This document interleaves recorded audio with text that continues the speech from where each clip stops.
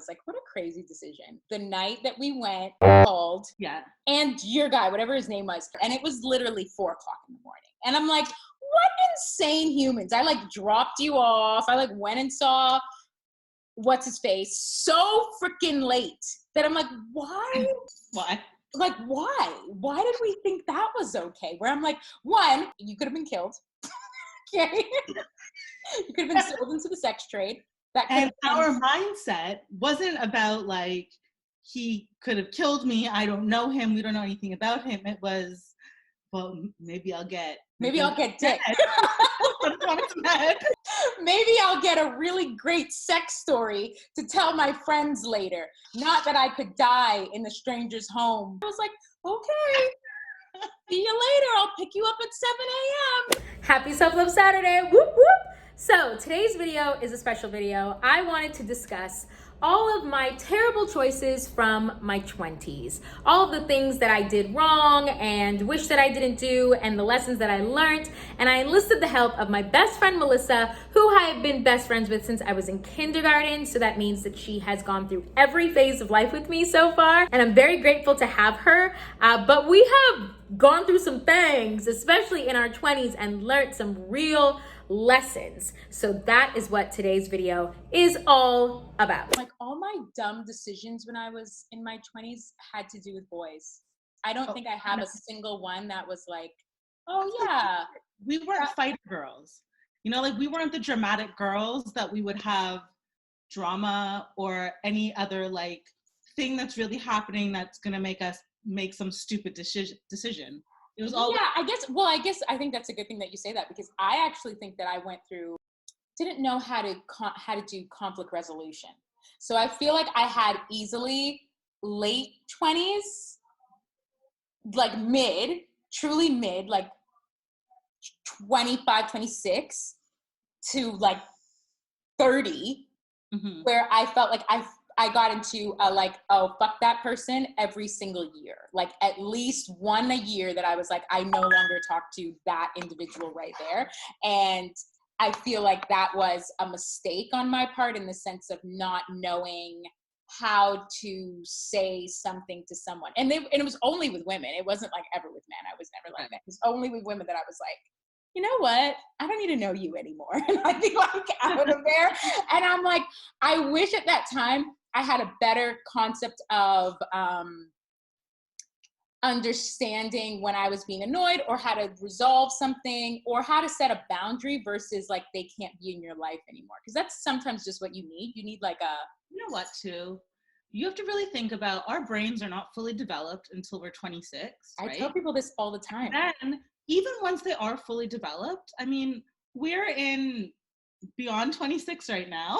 And it still takes time to get to learn and understand your own body, your own emotions, how to respond to things, how not to respond. So I think I can see why you would look back and be like, oh, you didn't know that, but you don't know what you don't know. And now that you've developed like this full brain and had some time to learn, it's like getting a driver's permit. It's so funny, because even when I was, when I first initially started to talk to Shannon, that was like her big question was like, how come? Like, why now?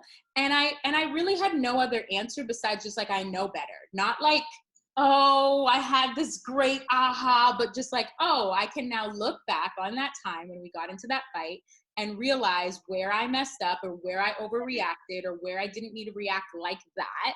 And I'm now also old enough to remove my ego and remove my pride.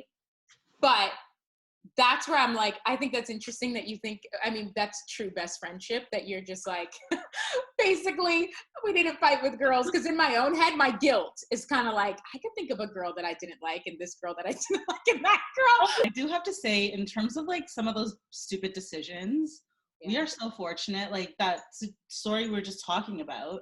Like, I ended up dating him for like 6 months later. Do you remember that? Like, I was having a real conversation recently about like hoe years. I was talking to a guy about it, like that I really think it is so important for girls to have. Like women on a whole, people on a whole, right? I don't know what men's looks like, but I know women need to have a time. And I think the word hoe confuses people, but it's not like, oh, go literally be a hoe. But it's like, do whatever that means for you. So that might mean dating more than one guy. That might mean saying yes to the guy that you would normally say no to. That might mean just having a makeout session, whatever. Fun. Just, yeah, whatever your restrictions normally are, I actually think you have to do it. And that's why I'm like, my 20s is when that phase was active. And I think that's the only time that I can, like, there's just guys that I know now that if I had the brain that I have right now back then, I wouldn't even know that person. I would never. I think this is the other thing. My confidence was not fully intact. So some of the guys that are paying you any attention, you're just doing it because you're like so yearning for attention. So you're like, oh, well, he likes me and he's decent looking, or he's got a lot of money, or he's got a cool job, or he, I don't know, wants to take me out to eat, like things like, you know, he gives me dinner. You know, when you're younger, we're more carefree, right? So we're not thinking about, well, is he someone that I want to see myself with beyond just, but then at the same time, don't you think that you also do? That's the crazy thing. I think when you're in your 20s, your brain is like extreme. You either are literally like carefree, could care less about this guy, but then if he doesn't choose you, you're like spiraling out of control. You're like, what? You know what it is? Me, it's like when someone tells you you can't do something and you want to prove them wrong. It's like, you don't want to be with me? No, you want to be with me. I mean, but I'm like, think about like freaking, I wrote a whole song about him. Like, literally, Raindrops was fully inspired by him telling me that he did not want to be with me. And I was like, well, what? But at the same time, when I think about it, I was like, heartbroken that he essentially said that he didn't necessarily see us as a couple like that. Right. But at the same time, when I look back on it, I'm like, you weren't heartbroken over him. You were heartbroken over your loneliness. Like at that time, when I started even giving him the time of day, I was so lonely, like in LA lonely. He's like, you could be around people and still be lonely, right? Like, and I can, now that I look back on those times, I realize that's what that was. Like that I was very lonely amongst people. Yes. And so that's why it was like, I was willing to entertain certain behavior and then also connect myself back to my home. Because he was in Toronto. So it was like any connection back to what I knew, I was like, oh, I'll harp onto that. When you're like, that wasn't even realistic. I lived in Los Angeles. Why in the frick frack would I be like, let me put all of my eggs into this boy over here? It was the fact that you were new in LA, but we were also at that age in our early 20s, very exploratory. Yeah. But now we have like freedom, we're adults, we can do what we want to do, we don't have those restrictions. Freedom-ish. When you really look back on it though, you're like, I can't even believe you have freedom. You literally were like 5 years ago a teenager. So your actual concept of freedom is just that you can order pizza every single night, like, and drive to the grocery store if you need to. You can go to the grocery store. Your parents' car. Literally, that's like, it's weird because I feel like in many ways my 20s is my beginning of the internet and social media, but I had the freeness back then to do whatever I want and not necessarily care that I don't have now. I enjoy lots of the silly things, but I can't envision myself doing it. Like I just always feel very. Isn't that quite the description of being in your 30s in general, though? Yeah, you're like, it's fun. No, thank you. I like having fun, but only if I'm safe. Yeah. Okay, so that's really the epitome of it. You're like, your 20s, you don't care about safety. It's literally like a child just walking across the street. Like my party days were Sunday to Thursday, and I would be out until like 3-4 in the morning, and I would go to work the next day. Like it was nothing. And, you know, take a power nap for 15 minutes on my break if I needed to. Well, because you didn't care. The other thing is you don't care even, you have like the concept of youth. So you don't really have a recognition of even your body or where the damage of those health things are affecting you. Sarah and I became obsessed with happy hour. We were just eating and drinking. Now I'd be like, I'm sorry, I gotta have a lot of water with this. Like I'm trying to remain pretty. I don't want that for myself. Sorry. Like in my 20s, I discovered I had PCOS, and the lack of care that you have for it. Like you really, it really does like fuck up your body in the sense of like you're all over the place, but you're also kind of like thinking it's like a genie in a bottle. Like it's just like, it'll go away. It'll be okay. I'll be fine. It won't be that big of a deal. There's no sense of urgency for your health. And I feel like in our 30s, you're dying. Everything is you're dying. In the 30s, it's to prevent dying. Everything. I'm like, okay, I need to get my fill of vegetables for the day. Is my plate colorful? Like, oh my God, I ate too many brown things today. It's like the other day, I was having like a weird, almost carpal tunnel type of thing, but it was like just in my pinky. It was like another version. I looked it up, but it was only going like my pinky to my elbow. And I was like, I can't believe I'm having a heart attack. This is wild. I'm having a stroke currently. Shelby, call the police. Yeah, I was like, just looking at my dog, looking at my, just being like, can you believe this? This was my 20s? Girl, I would have ignored that. You would not have seen or heard a word of me saying that something was wrong. The other thing that was very big in my 20s that I regret very much was feeling old. Really warped version of age. But my 20s, I can legit remember being like embarrassed to tell somebody I was 22. Yeah. Thinking that was like full blown hiding it, like actually hiding that I was that age because I was very embarrassed of those ages. And when you listen back, you're like, oh my God, what a weight. Yeah. Your confidence. Like why even carry such shame when one, there's nothing wrong with aging. At that age, I was dating someone that was 5 years older. I remember at the time thinking he was so old and he was so mature and why didn't he have his shit together? He was really young too. Like from the time we started talking, he was probably 23. Yeah, he was young. And by the time we were done, he was 26, 27. And that's like, we finished and he was like, my brain's developed. Here, now let me get my life together.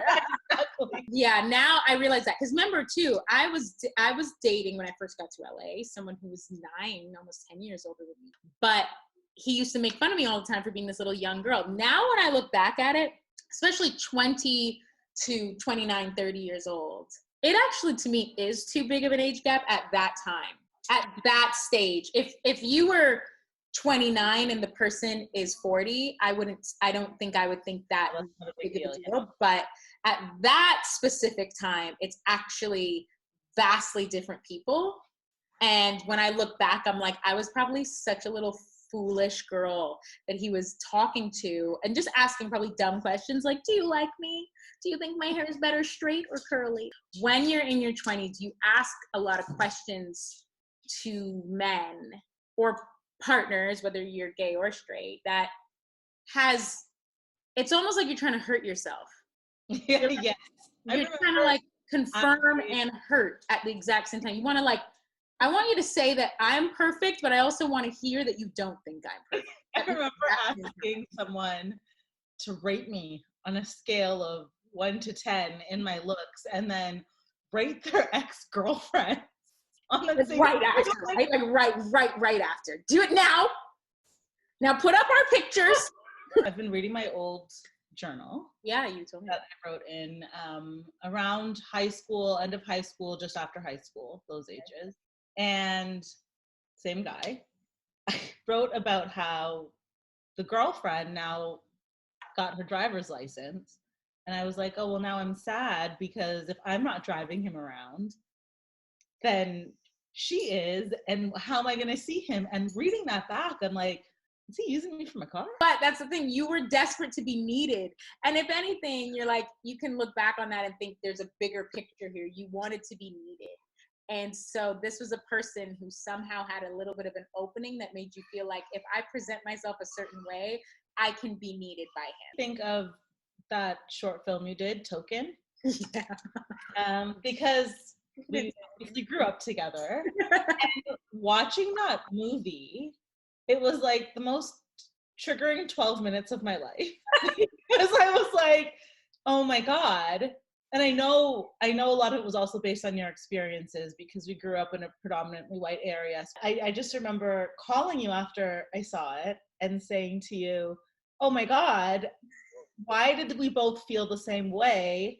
And we never talked about it. And you said, because we didn't have the language to do that. And it's the same thing when you think about your early 20s. Yeah. We don't have the language built to really communicate what we want, what we desire, what we don't like. What we think somebody is doing or not doing, and how it kind of affects you. I'm still learning that very much so, but I'm better now. I'm very conscious of not blaming someone else in my confrontation. It's easy to be like, you, and this is why I did this. But in reality, it's more so like, I took it like this. The way whatever you said, I received it in this way. We haven't even had our full brains for 10 years yet. Yeah, no, we actually haven't. So I think that's where I'm like, I think what happened to me is that I became so fed up that by my end of my 20s, when I would kind of blow up on somebody, is because I was so not going to have anybody just try anything with me, that I was like, fuck this. Like, you're not just going to say anything you want to me. You're not just going to ask me to do anything you want. Like, that's just not going to happen. And I think about that, something in your 20s that happened to you that changed how you navigated your life after that. My first heartbreak. I think everybody needs to go through heartbreak of some kind, only for the sake of your own personal growth, because it forced me to kind of take a step back and analyze, who am I in a relationship? What do I say that I want in a relationship? What do I actually want? I feel like that experience really created more self-awareness. I think the 20s overall is just really trying to figure out what your groove is. Who are you really? Getting into my 30s is where I've become the most comfortable in who I am. I don't know if I would have had the confidence to go blonde in my 20s, right? Like, I think there's just a certain part of growing up that naturally has to happen after you go beyond your 20s. I think now I live more for me versus then I was at, like you said, you're living more for others or what you think other people's idea of you is. I really struggled with that, like what I thought people thought I should be doing or being or look like or any of that kind of stuff, versus now it is genuinely more for me. And my 20s, I don't think I had quite the insight on that. In my 20s, I also started my self-love journey, technically. I started literally making self-love videos online. And in reality, sometimes when I look back on them, I can see my growth in my mentality, even from those videos. Like, at the time, I thought for sure I knew what I was talking about. And then now I'm like, wait, what? Like, what is this video? Like, I literally want to take videos down or like recut them, or you know what I mean? Because I'm like, oh, I've matured past that thought. Like what we were saying, I'm just so much more sure of myself. And you're right. Like, we've always thought that we were so grown and knew everything in the world. Like, it's clear as day that once you can wrap your head around the concept that age is literally nothing but a number, you are living a freer and happier life than the person who's trapped on, at this stage, I'm supposed to be doing blah. Is because you put so much expectation on what each phase is supposed to look like versus just kind of letting them be what they're going to be. And my mom had a long time ago. She said, don't put ages to goals, because if you reach that age and you haven't reached your goal, you're going to feel like you failed, when in reality, it doesn't mean anything. You could reach your goal at 20, you could reach your goal at 25, you could reach it at 45. Easily. You're still reaching your goal, and that's the end result. Yeah. And on that note, that's what we would say for our 20s versus our 30s. And then hopefully when we're in our 40s, we'll be like, whoa, whoa. So please let me know in the comments, what is the biggest lessons that you have learned in your 20s if you are older than your 20s? And if you are in your 20s right now, I'd still like to know, what have you learned so far? What has been a disaster moment that you had to pick up from? Let me know in the comments below. Don't forget to like, share, and subscribe this video. And thank you guys for watching. Bye.